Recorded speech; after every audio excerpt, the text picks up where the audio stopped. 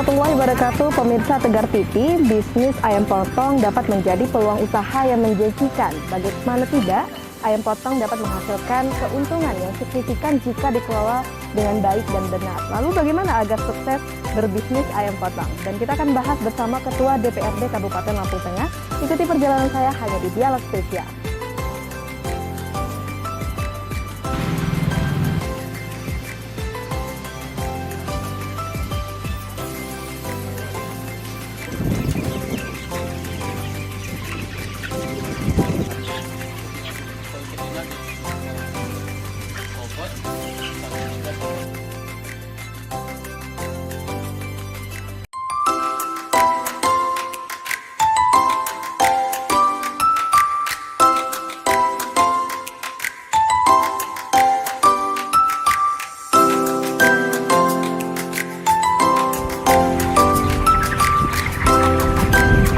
Assalamualaikum Pak. Salam Pak. Ya. Mas Nanta, terima kasih udah diterima ya main-main ke peternakan yang ada di sini. Tapi saya ingin tahu dahulu ini jenis ayam apa di sini, Pak? Ini namanya ayam pedaging. Ayam pedaging. Ya. Itu ayam pedaging itu ayam potong ya? Ayam potong. Kalau bahasa nganonya ayam seragam. Ayam seragam. Karena putih semua. Karena putih semua. Jadi ciri-cirinya dilihat dari itu ya, Pak ya. Karena putih semua. Nah, di sini samping saya ada Mas Nanta. Mungkin bisa dikenalin dulu, Pak. Anak saya Ananta Wicaksono. Dia ini yang mengelola ini. Anak saya laki-laki satu-satunya ini. Artinya saya harus mengajari dia bagaimana berwirausaha. Berwirausaha. Jadi semua ini yang mengelola dia, saya mengawasi progresnya nanti seperti apa. Nanti didiskusikan. Dan sudah 4 kali panen ini alhamdulillah bagus. Sudah bagus sejauh ini ya dilihat ya. Artinya dia sudah mulai bisa mengembangkan sayap usahanya dan mudah-mudahan ini bisa untuk bekal mereka nanti dalam untuk mengurus dirinya dan anak istri. Baik, di rumah selanjutnya. Jadi memang yang ditekankan di sini Mas Nanta ini sebagai anak dari Pak Ketua DPR ya. Namun tidak semerta dimanjakan, tapi justru malah diajarkan usaha. Dia harus di sini pagi hari dia nunggu toko dan bengkelnya sampai jam 4, jam 5. Setelah tutup, dia harus berangkat ke sini pulang jam 10 sampai jam 12 malam. Sampai jam 12 malam. Oke, nah itu kata Pak Marsono, pemirsa. Tapi kita langsung cross check dengan anaknya, Mas Nanta. Memang suka sekali wirausaha. Betul. Suka sekali, kenapa, Mas? Kenapa nggak mau mengikuti jejak Bapak saja menjadi pejabat publik, Ketua DPR? Yang jelas, kalau kita berwirausaha, yang jelas kita bisa membuka lapangan pekerjaan untuk orang. Yang pertama. Yang kedua, kita tidak tergantung, Mbak. Artinya kita tidak menerka-nerka gaji. Jadi hasil dari usaha itu sendiri kita bisa kelola sendiri dan bisa kita kembangkan kembali. Oke, baik. Jadi memang harus mindsetnya adalah mau mandiri, yang menciptakan peluang kerja, lapangan kerja. Tapi yang saya penasaran di sini ya, Mas Nanta, kenapa pilih ayam broiler ya, ayam potong? Kenapa tidak menggunakan, tidak memanfaatkan jenis ayam lainnya? Yang jelas kalau untuk ayam lain kan waktu untuk panennya lebih lama, Mbak. Kalau ayam potong ini kan umurnya hanya sampai 30 hari. Sampai 30 kita hari. sudah mulai panen. Untuk perawatan pun tidak begitu sulit daripada ayam lainnya. Ayam lainnya. Oke, jadi memang ada keunggulan-keunggulan dibandingkan jenis ayam lainnya, Kak. Dan kalau dari potensi pasar juga cukup tinggi ya, cukup Mas tinggi, Nanta ya, karena permintaannya. Kebutuhan untuk masyarakat umum kan memang ayam potong, Mbak. Ayam potong. Sudah itu kan memang untuk pedagang-pedagang dan untuk UKM yang kecil mereka rata-rata ayam potong. Iya, seperti itu. Nah, jadi ini ceritanya gimana nih Pak Marsono? Mas Nanta ingin berwirausaha, mengembangkan bisnis di ayam potong, langsung setuju saja atau sempat ada perdebatan di situ Pak Ini kan Marsono? awalnya dia ikut beli ayam, ceritanya. dititipin di kebun edukasi perjuangan sana. Pertama dia beli 100, panen. Kemudian dia beli lagi 200, panen. Terakhir dia beli 400 ekor, 300 ekor. 300 ekor. Panen kan. Kemudian saya kan memperhatikan, setelah itu saya bertanya, Kak, emang ada keuntungan di situ. Ya kalau untuk beliin susu anak cukup Pak katanya. Oh ya sudah. Kalau kamu buat yang lebih besar gimana? Ya nggak ada duit. Kan pemerintah menyediakan modal. Usaha sepanjang betul-betul untuk berusaha. Akhirnya saya sarankan dia sama mamanya untuk pinjam kredit usaha rakyat. Karena KUR itu bunganya kan hanya 6% 1 tahun. Nah kemudian ya tanah ini dipinjamkan, diagunkan untuk meminjam kredit usaha rakyat tadi. Jadilah, jalanlah. Dan tugas dia adalah mengurus semua usaha ini tanpa meninggalkan usaha dia yang sudah jalan. Sebelumnya apa memang usahanya? Otomotif. Otomotif. Dia ini bengkel mobil dan jual spare part. Dan sekarang beralih ke peternakan. Bukan beralih, menambah unit usaha. Menambah ya, bukan menggantikan ya. Bukan berpindah. Baik. Bukan beralih. Menambah unit usaha. Kalau tadinya bengkel mobil dan toko spare part, tetap dijalankan. Ditambah dengan berternak. Beternak, luar biasa. Nah, harapannya sama tadi disampaikannya. Paling tidak kita akan bisa rekrut tenaga kerja, membuka lapangan kerja dengan ini. Lapangan kerja. Nah, sebaik-baik orang yang bermanfaat untuk orang banyak. Ya, ini salah satunya. Salah satunya ya. Iya. Okay. Dan baik. Saya support. Support sekali Pak Marsono. Ini menarik sekali mendengar cerita dari Pak Marsono sebagai Ketua DPRD Kabupaten Lampung Tengah ya Pak ya. Tapi tidak semerta bahwa sudah punya uang jadi bisa mensupport anak itu tidak, justru malah menarik ini menggunakan KUR pemirsa. Sarankan pinjam KUR. Saya nggak ada duit, sama saya nggak ada uang. Ini fakta baru ya, DPR gak malah justru uang. Tidak ada. Nggak percaya silahkan cek di Bank Lampung, mulai bulan berapa atas nama istri saya sama Nanta pinjam uang KUR itu. Nah, identik nggak dengan jalannya kandang ini? Baik. Ya, seperti itu aja, mudah seperti kan? Itu. Jejak sekarang kan sangat mudah. Sangat mudah dimanfaatkan. Elektronik ini. Ya. Iya, baik. Jadi untuk anak-anak muda, apalagi para milenial, kalau ingin berbisnis tidak usah pusing ya mengenai usah modal. Pusing kalau ngomongin ada orang mau mulai usaha, kemudian ngomong enak Bapak punya modal, sama. Sama saja. Cuma tinggal kesungguhan kita, keseriusan kita, itu akan dinilai oleh pihak perbankan secara profesional. Secara profesional. Layak tidak ini? Berapa layaknya? Berapa kebutuhannya? Nah, seperti itu. Seperti itu ya. Wah, ini menarik sekali. Ini juga bisa menjadi pemantik juga untuk pemirsa yang ada di rumah. Jadi tidak perlu bingung ya Pak, karena pasti ada jalannya. KUR itu ada di BRI, Bank Lampung, kemudian Mandiri, BNI. Terus apa lagi? BTN. Semua disediakan KUR. Yang penting ada niat dan usaha. Yang penting kredibilitas kita diakui dan perbankan itu sistem yang betul-betul menerapkan kejujuran sebagai tolok ukur. Sebagai acuan mau diberikan atau tidak kredit itu. Baik Pak Marsono, dan itu modalnya. Tapi sebelum saya jauh tentang mengenai perkembangan bisnis ayam potong ini, saya ingin tahu dulu, yang sudah bekerja di sini sudah banyak Mas Nanta? Untuk di sini sudah ada 4 orang. Sudah 4 orang yang membantu Mas Nanta untuk turut mengawasi ini ya. Dan Bapak sebagai apa nih? Membantu? Koordinator, wah. pengawas, general manager, presiden komisaris, tidak bergaji. Tidak bergaji, luar biasa. Tapi ini untuk anak, ini tidak apa-apa ya? Saya bangga. Sebagai generasi juga, generasi di masa depan.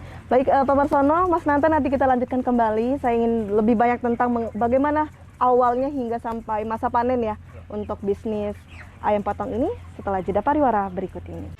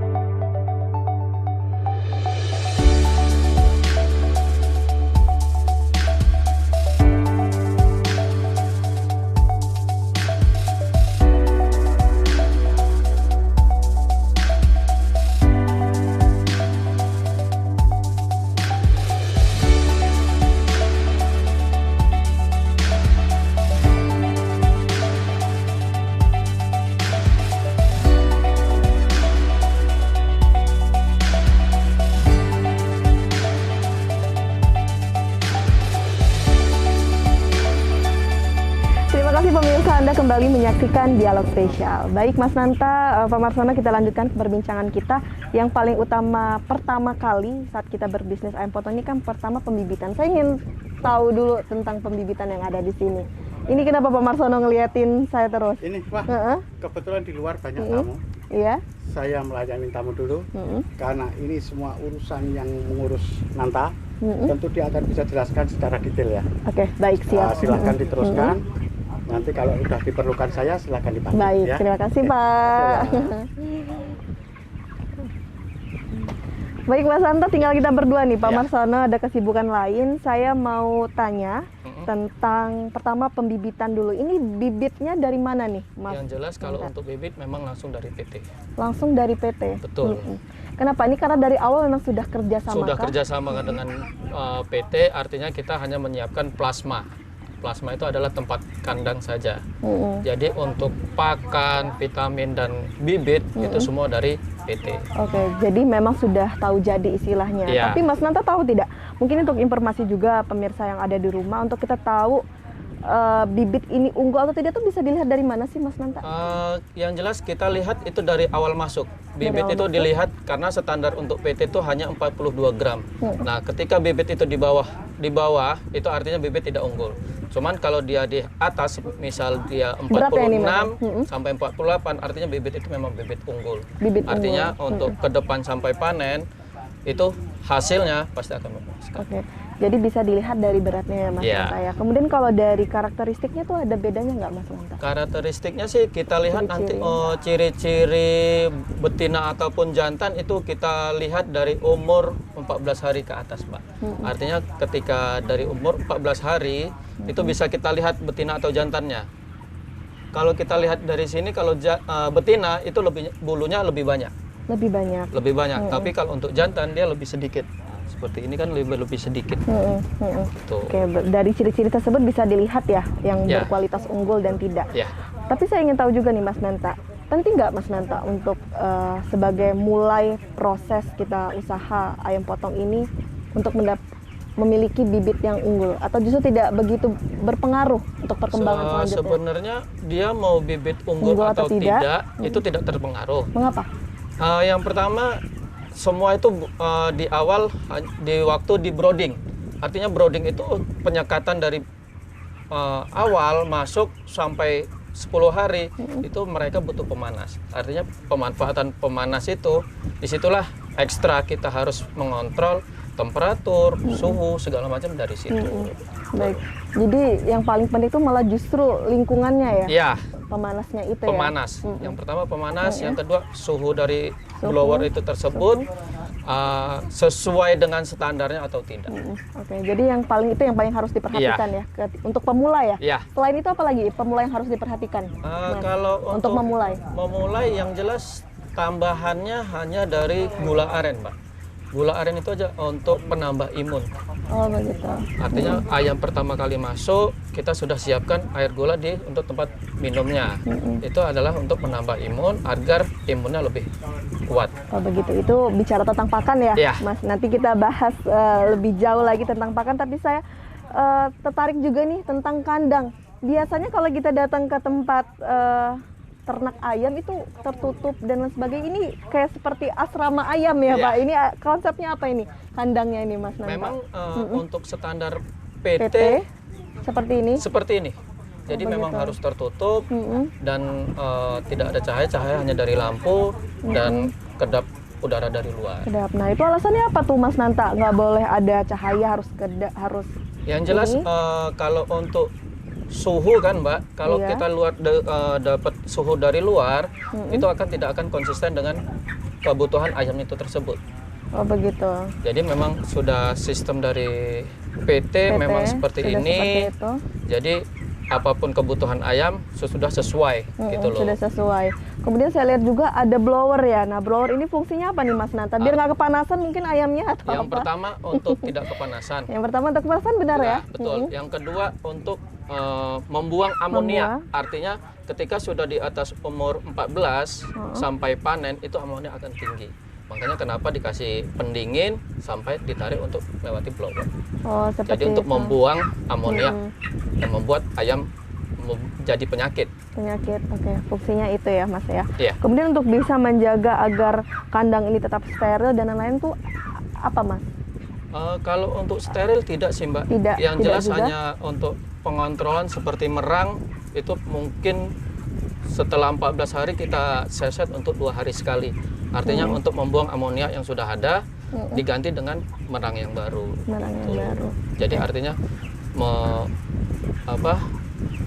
mengurangi merusak pernapasan dari ayam tersebut. Jadi artinya ayam itu betul-betul dibuat nyaman. Oke, baik seperti itu. Nah, jadi kalau untuk pembuatan kandang tuh yang penting adalah apa dulu Mas? Blower, kemudian Yang pertama blower, terus cooling pad, nipple minum, dan baby chick dan baby feedernya. Apa itu Mas? Mungkin bisa dijelaskan Ya, yang satu-satu jelas kalau untuk informasi. untuk blower untuk sirkulasi udara. Sirkulasi. Cooling pad itu adalah pendingin. Artinya memang di sana sudah ada air untuk pendinginnya ditaruh di cooling pad, jadi disedot oleh blower. Terus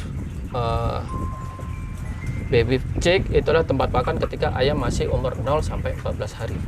Yang keempat tempat minum. Tempat minum itu kan karena kita sekarang sudah sistemnya pakai paralon, pakai nipple, artinya memang ayam itu langsung minum dari nipple. Langsung dari nipple. Betul. Jadi fasilitas-fasilitas tersebut yang harus disiapkan Ya, untuk betul. pemula. Tapi bagaimana jika kalau untuk pemula yang mungkin dananya terbatas, akhirnya untuk agar tidak kepanasan menggunakan angin dari luar, tidak perlu memakai blower dan sebagainya, itu sama saja tidak Mas? Atau tidak maksimal jadi hasilnya? Kalau itu tidak maksimal Mbak, karena yang Mengapa? pertama cuaca luar kan kita tidak tahu dari panasnya atau dinginnya kita nggak bisa kontrol. Yang kedua debu itu kan bisa menyebabkan ayam cekrek atau susah pernapasan. Baik.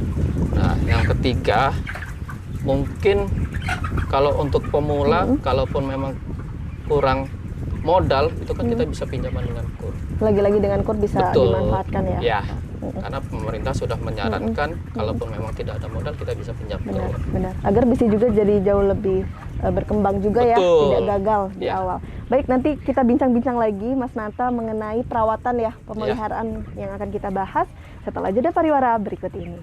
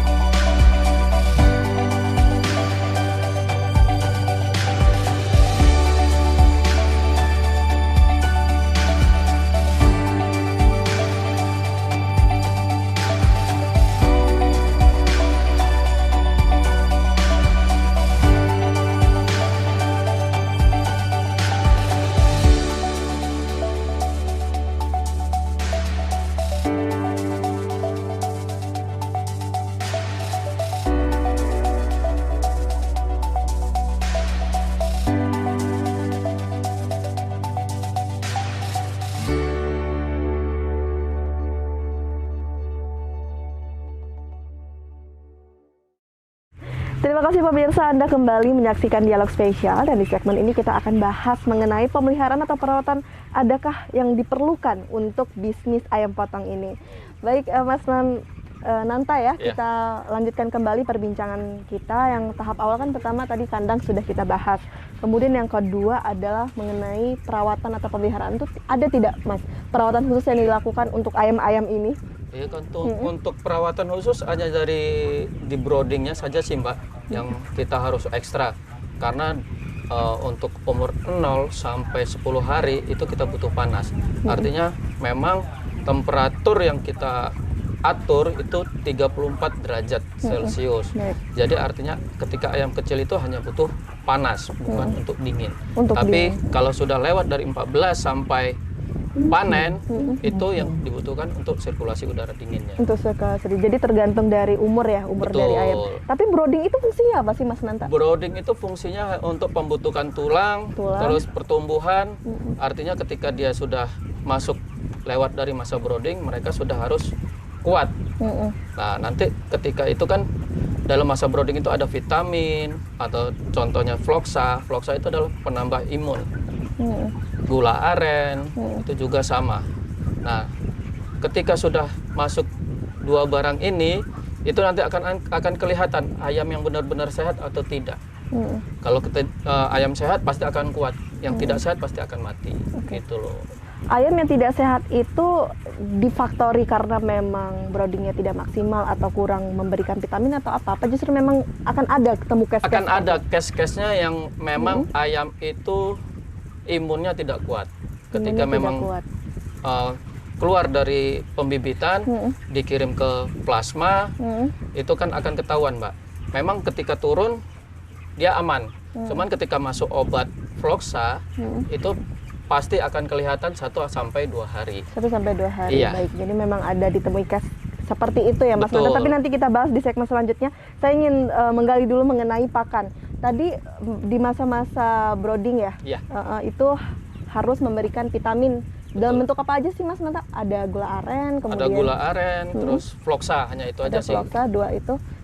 Kalau Floxa memang dari PT, cuman kalau untuk gula aren memang pribadi dari kita sendiri. Ya.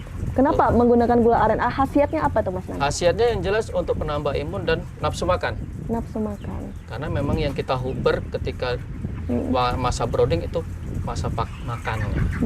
Karena untuk standar dari perusahaan kan per 15 gram itu per hari harus naik 15 gram. Harus naik. Jadi memang ada target-targetnya juga. Ada target sendiri. Kalau tidak mencapai target berarti artinya nanti ketika lewat dari masa brooding ayam itu akan telat.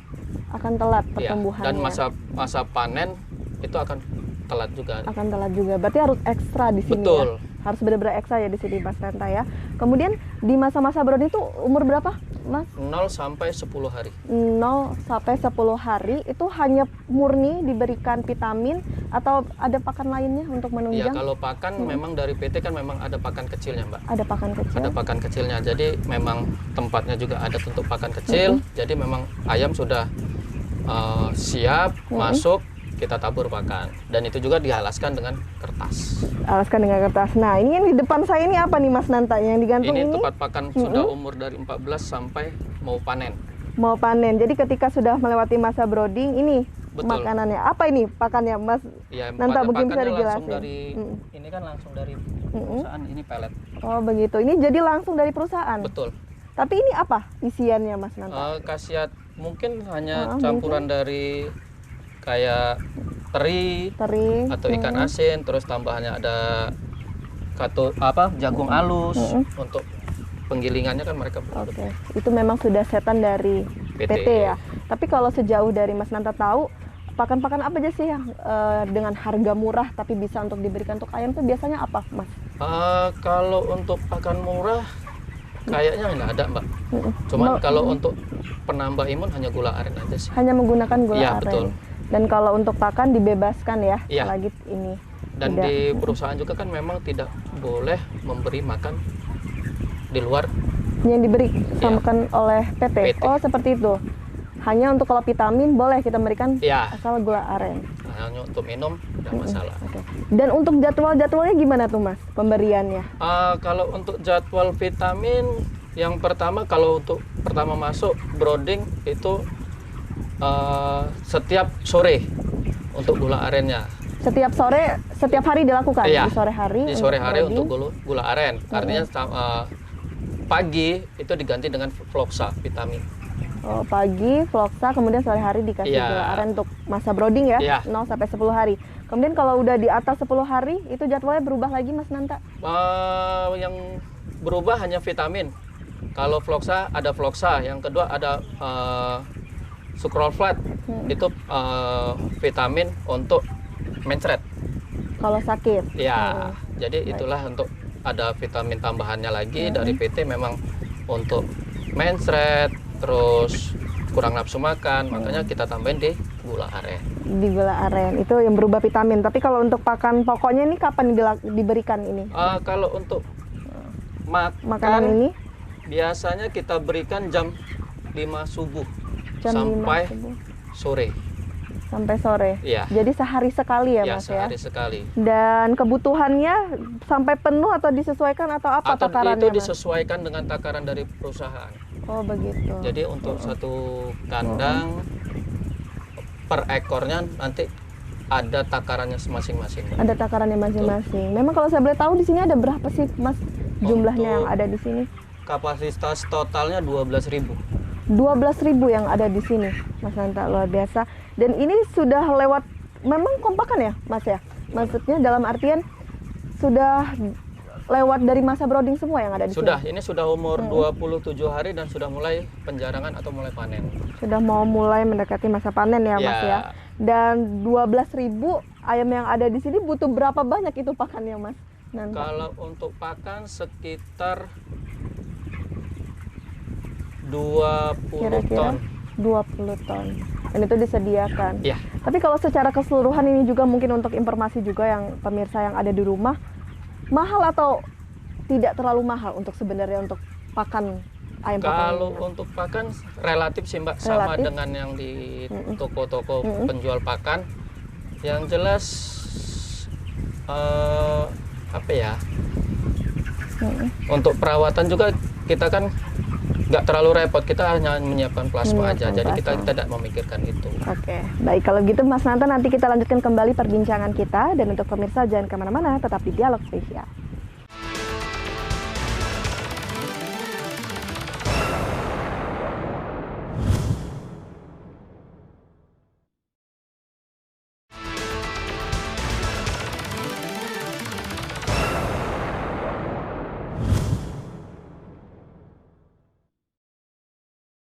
Terima kasih pemirsa, Anda kembali menyaksikan Dialog Spesial, dan di segmen ini kita akan membahas mengenai jika ayam sakit kita harus melakukan apa. Baik Mas Nanta, nih ayam-ayam potong ini kalau sakit kita harus melakukan apa nih Mas Nanta? Yang pertama kita cek dulu penyakitnya dari apa dulu. Kalau dia cekrek artinya kan memang ada obatnya Mbak, seperti ini. Nah jadi, ini coci ini adalah ini obatnya ya? Ya. Jika terkena penyakit cekrek. Cekrek itu atau apa? susah napas. Susah napas. Ya. Tanda-tandanya dilihat dari mana dilihat memang? Dari bulu. Dari bulu kita kelihatan. Bulunya ketika dia kena penyakit atau tidak ayam tidak sehat akan keriting atau naik. Oh begitu, itu tandanya dia lagi sulit nafas sulit ya? pernapasan. Kemudian bisa diberikan ini. Obat itu. Dan ini apa nih? Bentuknya bubukkah, cairkah, Cair. atau apa Nas? Cair, kemudian diberikan saja langsung ke ayam? Betul. Enggak, ini langsung dikasih tempat minumnya.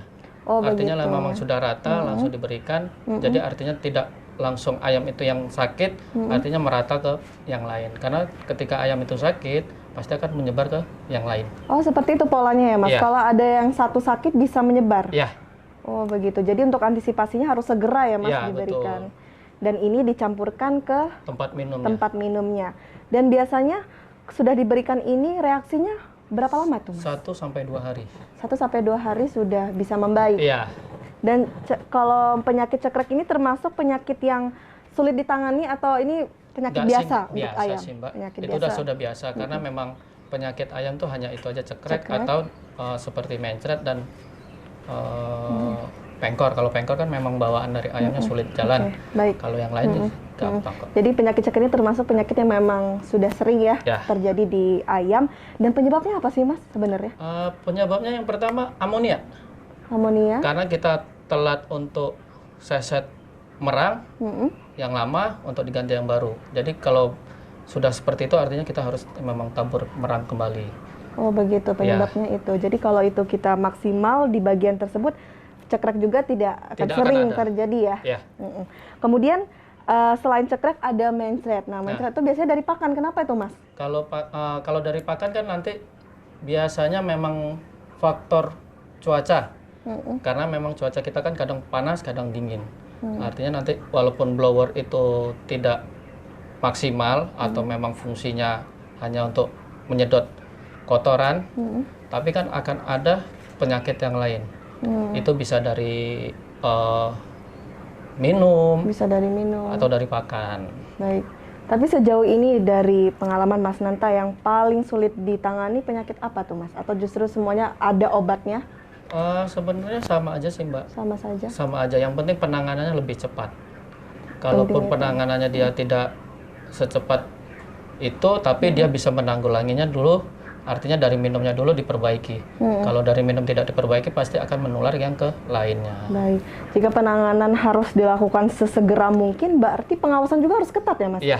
Ini berapa kali dicek, berapa kali sehari dicek Ya, untuk kalau kondisi? untuk ketika ada ayam sakit mungkin kita pinggirkan tempat yang kosong. Kita sendirikan, kita pilih mana yang ayam yang memang kira-kira sudah kena penyakit, kita pinggirkan. Artinya tidak mengganggu ayam yang lain. Nah, ketika dari situ baru kita menanggulangi yang sakit. Itu seperti apa perlu yang seperti obat penanggulangannya, ya itu loh. Baik, jadi langsung dipisahkan dari ayam-ayam lainnya. Tapi menarik nih Mas Nanta ya, kalau saya lihat kan banyak yang ada ayam di kandang, itu 12.000. Untuk bisa kita jeli melihat bahwa ayam ini sakit atau bukan, itu berarti apa harus dicek satu-satu atau apa ini Mas Nanta? Nggak harus dicek satu-satu, artinya kita lihat dari gerak-gerik ayam. Kan kelihatan, kalau ayam sehat itu pasti akan lebih liar. Oh begitu. Ya, kalau dia ayam sakit pasti akan memilih tempat yang kira-kira dia nyaman dan hanya diam di tempat itu tuh. Oh begitu. Jadi kita juga harus pintar-pintar nih pemirsa untuk mengetahui bahasa kalbu dari ayam. Ya. Tapi kalau bicara tentang ayam potong sebenarnya sama saja ya Mas ya, perlakuannya dengan jenis ayam lainnya atau beda? Kalau untuk ayam potong kan memang khusus Mbak. Beda dengan ayam pejantan ataupun ayam kampung. Karena ayam kampung itu walaupun diliarkan juga nggak masalah. Termasuk ayam pejantan. Pejantan itu tidak perlu blower. Jadi dia hanya sama dengan halnya masa brooding. Ketika masa brooding sudah lewat, dibiarkan saja, nggak perlu harus ini, nggak masalah. Oh begitu. Jadi memang sebenarnya kalau dari secara perawatan itu lebih mudah. Lebih ekstra ayam potong daripada ayam kampung ataupun jantan. Oh seperti itu. Tapi permintaan pasarnya begitu tinggi ya Mas ya. Oke, baik, kita kembali bicara tentang pakan. Ini di depan saya ini pakan ya Mas ya? Atau bukan? Pakan yang ada datang dari PT ya? PT dengan seri FF1 BAS. Artinya memang dari PT BAS. Baik. Jadi ini langsung diberikan saja ya Mas ya. Kemudian untuk obat-obatannya hanya ini yang digunakan Mas? Ada yang lain, cuman kan sudah habis karena masa pemberiannya kan hanya dari umur 0 sampai 14 hari Mbak. Oh begitu, jadi kalau udah di atas 14 hari itu hanya penambahannya hanya gula aren. Hanya gula aren saja. Risiko untuk mendapatkan penyakitnya rendah atau justru tinggi? Lebih rendah dibanding yang masih masa brooding ya Mas ya? Oh begitu, jadi yang harus benar-benar ekstra itu di masa-masa brooding. Karena masa pertumbuhan. Masa pertumbuhan, oke, menarik. Kemudian, nah untuk ayam ini apakah perlu ada vaksin Mas? Ada juga Mbak vaksin itu di umur 7 sampai 9 hari. 7 sampai 9 hari itu di masa-masa brooding juga vaksin. Vaksin. Itu wajib. Wajib. Mas Nanda? Dia berupa bubuk. Berupa bubuk. Itu bagaimana tuh Mas memberikannya? Pemberiannya sama vitamin, jadi langsung ke tempat minum.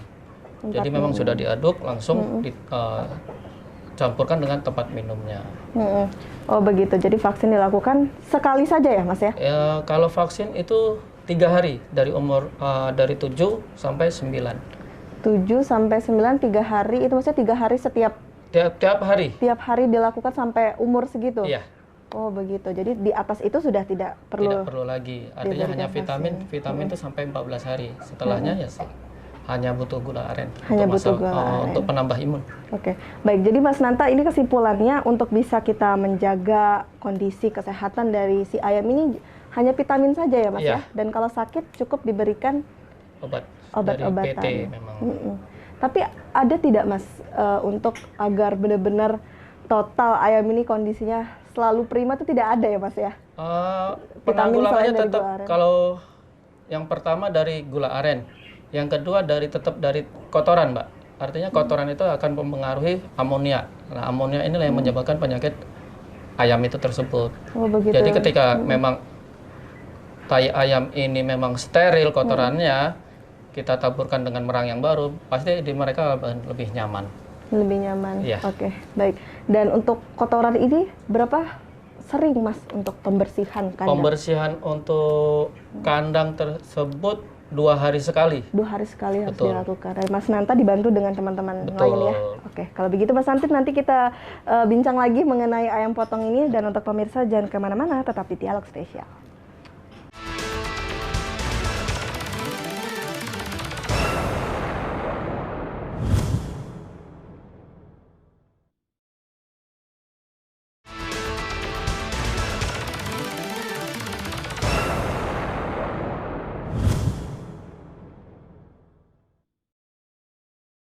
Terima kasih pemirsa, Anda kembali menyaksikan Dialog Spesial dan kita akan membahas mengenai panen ayam potong bersama Mas Nanta. Baik Mas Nanta, di segmen ini kita bahas mengenai panen. Ini tepat di belakang kita ini tempat panen ya Mas ya? Ya, tempat pintu keluar ayam. Memang kalau panen itu perlu alat apa aja sih Mas? Sebenarnya kalau untuk panen nggak perlu alat apapun sih Mbak, yang penting hanya timbangan dan tali untuk mengikat ayamnya. Jadi memang ayam itu kan tergantung permintaan penjual. Jadi pembeli itu dari hitungan per kilo, artinya dia minta misal bobot 1 sampai 5 kilo, itu dia berapa ekor, artinya per keranjang. Ada yang 15, ada yang 10 sampai 20. Oh, seperti itu. Jadi tergantung dari permintaan. Iya. Dan menggunakan alat cukup hanya menyediakan timbangan kemudian dan untuk tali rapia untuk pengikat ayamnya. Nah, untuk ngambil atau panen itu gimana? Tuh sulit tidak Mas? Kita harus berkejar-kejaran dengan ayam? Nggak sesulit itu sih Mbak, karena memang ayamnya kan memang ayam jinak. Oh, ayam potong jinak. kan memang jinak, jadi artinya hanya kita langsung ngambil saja. Jadi tidak berbeda ya dengan beda ayam dengan lainnya. ayam lainnya. Kemudian permintaan masuk baru, jadi hanya diambil sesuai dengan berat yang diminta ya. Ya. Misal kita dari broker minta dengan PT 500 ekor, yang kita keluarkan 500 ekor tapi sesuai timbangannya. Timbangannya berapa? Artinya dia dihitung dengan ekornya. Per ekor misal 500 ekor, ya kita hitung keluarkan 500 ekor. Tapi bobot ayamnya kan tergantung permintaan. Ada yang permintaan dia bobot 1,3 sampai 1,4 gitu. Juga nanti akan ada lagi yang permintaannya di 1,7 sampai 1,8 atau sampai 2 kilo lebih. Oh begitu, jadi tergantung. Jadi kita tidak tahu nih bobot yang ideal untuk dipasarkan, tidak itu sesuai permintaan. Tapi kalau umumnya yang baik untuk dipanen itu 1,5. 1,5 itu sudah siap dipanen ya, Mas Nanta ya. Nah, kalau dari karakteristiknya bisa dibedakan Mas Nanta? Karakteristik apa itu? Karakteristik kalau ini sudah siap dipanen, beratnya dan sebagainya itu kan, tidak? Memang kita sudah ada patokan dari usia 0 sampai mau panen, itu memang kita selalu sampel. Selalu sampel ya? Itu kan akan dilaporkan ke PPL PT-nya. Jadi memang untuk recording bahwasanya dia lebih dari standar PT atau tidak. Artinya kalau memang dia lebih dari standar PT, mereka kan akan berhitung berapa hari masa panennya. Baik. Nah, selain dari berat, biasanya ketika sudah siap panen itu tergantung kebutuhan juga, Mas. Misalnya mintanya berapa kilo dan lain sebagainya. Betul, itu dari bobot. Dari bobot. Dari bobot pasti akan ada permintaan yang lain. Ada kadang permintaan dari broker itu hanya 1,2 kilo. Dan itu kita pasti akan milih. Itu yang kita kesulitan. Cuman karena memang kita harus menyiapkan, harus memilih, kenapa tidak? Yang penting memang kebutuhannya cukup. Kebutuhannya cukup yang paling utama ya Mas ya. Nah, dan untuk waktu panen ini berarti tidak bisa diprediksi ya Mas? Tidak bisa diprediksi, artinya memang ketika total ayam kita 12.000, kita masa panen di umur 26, kita hitung kebutuhan broker itu yang masuk berapa. Kita nggak bisa patok. Artinya kalau misal sehari mobil 3 dengan kuantiti 500 ekor, itu belum tentu juga 500 ekor yang diminta. Jadi seperti itu. Ya. Tapi itu tidak menjadikan malah justru kita menjadi sulit ya untuk berbisnis, tidak ya Mas? Meskipun waktu tidak sama diprediksi. saja sebenarnya. Sama saja. Karena hanya masa panennya saja yang mungkin lebih panjang. Cuman kalau untuk ayam tetap sesuai dengan harga. Sesuai dengan harga. Oke, baik. Tapi saya nanti mau bahas harga, tapi nanti Mas Nanta, saya ingin tahu dulu, di tepat di belakang kita nih ada ayam mati. Ini kenapa nih, Mas Nanta? Ini kena penyakit cekrek. Cekrek, oh yang tadi sudah kita bahas ya Mas ya. Ini karena tidak ditetangani dengan cepat, ya, Mas Nanta? dengan anak-anak kandang tidak dengan cepat, artinya tidak langsung dipinggirkan. Oh, seperti itu. Jadi kalau sudah mati ini diapakan Mas? Dibuang saja atau Dibuang, bagaimana? atau langsung dikasih ke kolam. Dimasukkan ke kolam untuk makan ikan lele. Untuk makan ikan lele. Nah, terlepas dari semua ini semua Mas Nanta ya mengenai panen, sebenarnya untuk kita tahu bahwa broiler ini dagingnya berkualitas atau tidak tuh tidak bisa dicirikan ya. Apakah dari berat atau seperti apa sih Mas Nanta? Kalau untuk kualitas Terus kita dagingnya? nggak bisa memilih ya, Tidak bisa. karena memang standarnya kita hanya menyiapkan tempat, pembesaran sampai hingga panen. Jadi kalau untuk kualitas, kita hanya kualitas jaga untuk bobotnya saja. Untuk bobotnya saja. Jadi yang paling utama tuh bobotnya. Dan bobot ini lagi-lagi dipengaruhi oleh pakan ya Mas ya? Betul. Pakan, vitamin Dan perawatan. Jadi artinya kalau semakin berat bobotnya malah justru semakin mahal Mas? Atau justru tidak? Kalau untuk itu kan semua kan tergantung dari PT Mbak. Tetap kembali ya? Karena memang sudah harga dari PT untuk per kilonya berapapun, itu dengan bobot sekian, untuk harga pasar kan udah berbeda. Artinya kontrak kita dengan PT maupun dengan misal broker dengan PT itu harganya tetap dengan kontrak. Oh, seperti itu. Jadi tergantung dari PT ya, Mas ya. Tapi kalau di luar misalnya untuk pemula yang berbisnis di ayam potong ini ya berarti harus mengikuti permintaan pasar sesuai pasar ya Mas ya. Kalau tidak ada kerjasama dengan PT. Oke. Lebih diuntungkan di mana Mas? Atau sama saja sebenarnya? Sama saja sih sama Mbak. Saja, Cuman kalau untuk kita mandiri mungkin kita butuh modal yang lebih besar. Oh, seperti karena itu. Pakan ini saja sampai 20 ton.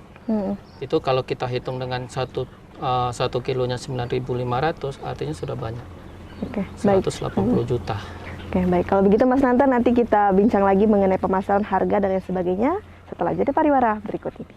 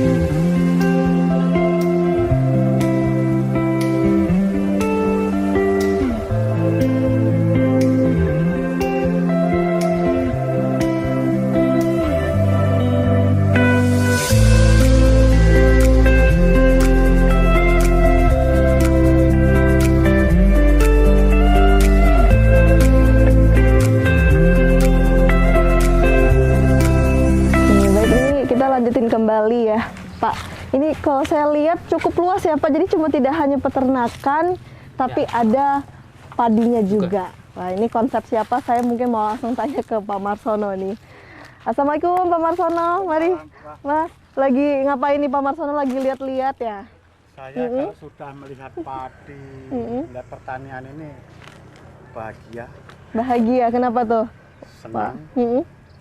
Dan udah lupa semuanya. Lupa semuanya. Jadi ada kedamaian di situ ada ya Pak Marsono ya.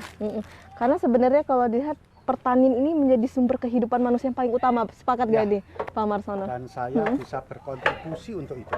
Untuk itu. Dan kontribusi yang sudah dilakukan sudah tidak perlu ditanyakan lagi. Sudah banyak sekali yang dilakukan oleh Pak Marsono. Baik, Pak Marsono, ini saya lihat memang konsepnya seperti ya. Jadi tidak hanya ada tempat peternakan, tapi juga ada tempat tanaman juga nih, padi dan sebagainya. Konsepnya? Ya, makanya sebetulnya kan pertanian itu kan bisa dilepaskan dengan peternakan. Peternakan sebenarnya. Karena kita membutuhkan organik kotorannya, kita memerlukan juga air. Makanya di sini terintegrasi. Ada peternakan, ada perikanan, air tawar, dan pertanian. Pertanian ini kalau perikanan saya bisa lihat di mana nih? Ada di paling ujung sana. Ada di paling ujung, wah luar biasa sekali. Dan ini juga dikelola oleh Mas Nanta. Ya, dikelola oleh Ananta Wicaksono. Ini kan calon pemegang estafet kalau saya sudah kata. Estafet bangsa, benar. Penerus keluarga saya adalah Ananta Wicaksono karena dia anak biologi saya. Baik. Anak roh saya.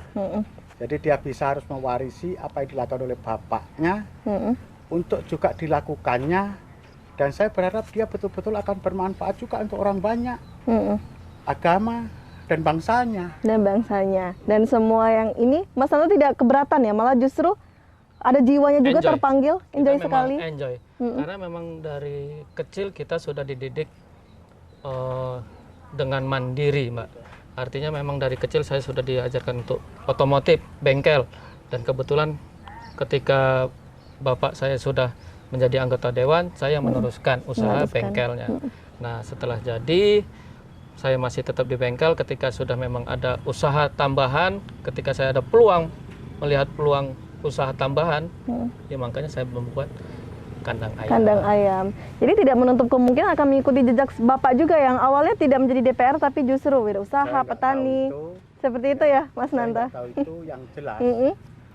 Saya sudah janjikan sama anak saya jadi DPR yang saya urus banyak. Jangan berharap saya akan banyak waktu untuk kamu. Karena saya sudah digaji oleh negara yang tugasnya adalah mensejahterakan rakyat. Jadi anak saya ini nggak bisa minta duit sama saya. Toh dia sudah saya kasih kolam dan pancingnya. Termasuk di situ ada ikannya. Cuma ikan jangan diobat, jangan disetrum. Kalau mau dipancing untuk bekal hidup dia, saya rasa nggak akan habis. Nah itu konsep saya. Jadi kalau saya minta duit sama anak saya, boleh. Kalau dia minta uang sama saya, nggak ada. Tidak ada ya. Kalau mau modal kerja, silahkan. Ada perbankan. Kalau memang butuh jaminan, kita ada aset yang bisa dijaminkan. Sebagai jaminan. Silahkan dicicil sendiri. Kalau macet, ya paling disita ya kamu nggak punya apa-apa lagi. Malah susah kamu. Kepercayaan hilang, aset kamu hilang. Jadi ada jalan. Dan itu konsep yang diterapkan oleh ke anak ya, ke Mas Ananta. Tapi saya ingin tahu nih, terakhir saya pertanyaan tentang yang mungkin sifatnya tentang keluarga ya ini ya. Tapi kalau sosok Pak Marsono di mata Mas Ananta gimana? Mungkin tidak usah diragukan lagi sosok Pak Marsono sebagai Ketua DPR untuk masyarakat di Kabupaten Lampung Tengah. Tapi pemirsa juga pasti penasaran, kalau di sosok Pak Marsono di mata anaknya seperti apa sih? Yang jelas memang Bapak ini kan orangnya mempunyai sistem yang memang harus mandiri, Mbak. Jadi kita harus emang belajar mandiri, di mana kita harus ditempa dan siap bertarung di masyarakat, gitu. Artinya memang sudah dididik dari kecil untuk bertarung di masyarakat. Artinya ketika kita sudah besar, sudah dilepas, sudah berkeluarga, kita sudah siap. Artinya dalam arti ini kita nggak perlu minta pendapat lagi dari orang tua. Baik, jadi di matanya sosok bagi Mas Ananta tuh ayah yang tegas ya. Tidak semerta-merta karena mempunyai ayah seorang ketua DPR menjadi hidupnya jadi manja, justru tidak ya Pak ya. Enggak pernah saya kasih. Tidak pernah. Enggak pernah saya kasih duit. Baik. Tidak pernah. Jadi Nggak memang pernah harus usaha duit. sendiri. Biarlah. Ya udah saya kasih bengkel, saya kasih toko spare part, berikut rumahnya. Kemudian kalau dia mau nambah usaha, cari kamu. Papa dulu berangkat dari Jawa ke Lampung nggak bawa apa-apa. Hari ini kamu sudah punya tanah, punya rumah di jalan negara, jalan proklamator, strategis, berikut isinya. Kembangkan. Papa sudah milik masyarakat. Baik, luar biasa sekali. Pak Marsono ini mungkin bisa menjadi inspirasi juga untuk pemirsa yang ada di rumah. Baik, Mas Nanta, kita kembali lagi mungkin bincang mengenai ayam potong. Tadi terhenti mengenai pemasaran, jadi memang bagaimana kalau untuk sistem pemasarannya? Kalau pemasaran memang dari PT langsung yang memasarkan. Artinya broker-broker itu menembus DO dan langsung minta dengan PT. Artinya kita hanya menyiapkan beberapa kebutuhan dari broker, kita siapkan, dan nanti ketika selesai penimbangan, ya kita laporkan lagi ke orang PT. Oke, baik. Dan untuk sekarang harganya berapa di kisaran, Mas? Untuk kisaran pasar sekarang di angka 17.000. 17.000. Baik, kalau begitu tidak terasa, Mas Nanta, Pak Marsono, kita sudah di penghujung acara. Mungkin Pak Marsono bisa memberikan closing statement untuk pemirsa yang ada di rumah. Baik. Para pemirsa yang budiman, hari ini lagi kami melakukan edukasi, dan ini bukan katanya tetapi fakta bahwa saya mendidik anak saya. Kalau saya meminta kepada para pemegang estafet itu berdaulat, berdikari dan berkepribadian, tapi saya tidak bisa memberikan contoh langsung kepada anak saya, itu namanya hoax. Makanya saya juga tempa anak saya, karena dia juga calon pemegang estafet kepemimpinan.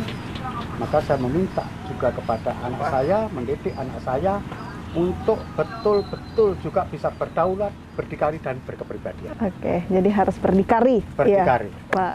Kemudian Mas Nanta, mungkin untuk ada sedikit saja satu kalimat untuk penyemangat untuk teman-teman pemula yang ingin berternak. Untuk kawan-kawan pemula, kaum milenial, jangan takut bahwasanya kita tetap akan bisa maju tanpa harus kerja dengan orang. Bagaimana caranya kita tetap akan membuka lapangan kerja untuk orang-orang di sekitar tanpa harus bekerja dengan perusahaan. Baik, terima kasih Mas dan Pak Marsono. Semoga sukses dan sehat selalu. Amin. Baik pemirsa, beternak ayam pedaging sebenarnya tidak sulit asalkan mengetahui cara mengelolanya yang baik dan benar. Karena permintaan pasarnya begitu tinggi sehingga menjadikan potensi bisnis ayam pedaging ini menjanjikan. Kalau begitu, saya Salsa Kinah, mewakili kru yang bertugas, pamit undur diri. Wassalamualaikum warahmatullahi wabarakatuh. Sampai jumpa.